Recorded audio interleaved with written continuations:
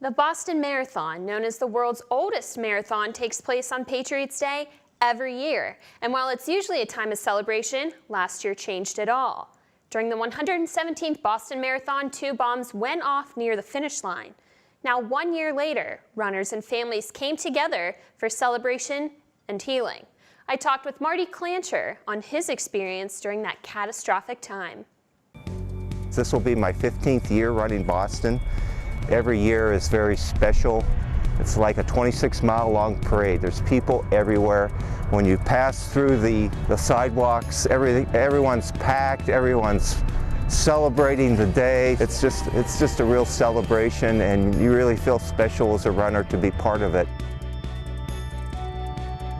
Well, last year was like every other year. It was a day kind of like today. It was a little cool as usual.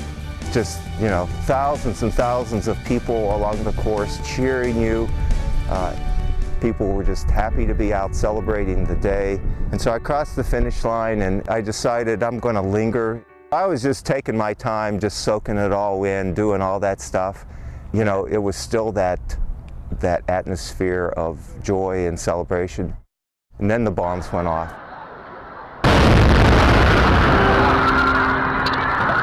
The first one went off and people were, I remember I was amongst the tall buildings and it was echoing around and we're like, what in the world's that?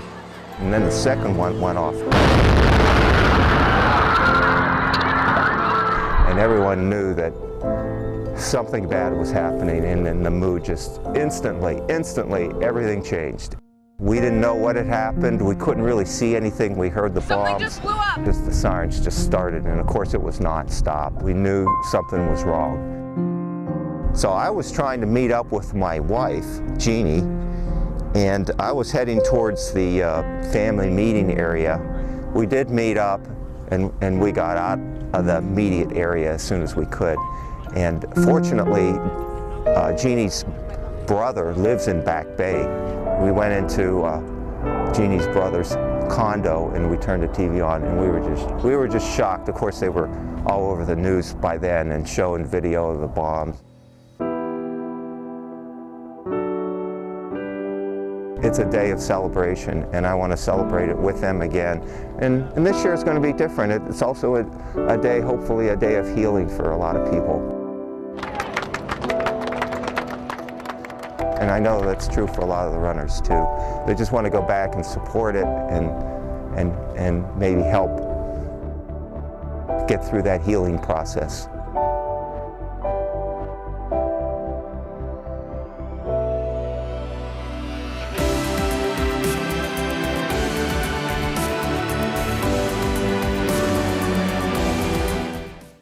And I'm here with Marty in the studio right now. Marty, what was that like for you to experience that this year, and how was it different from last year?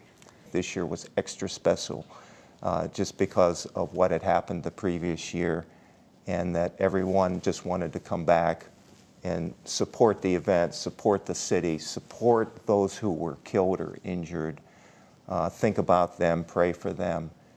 It was just an emotional weekend.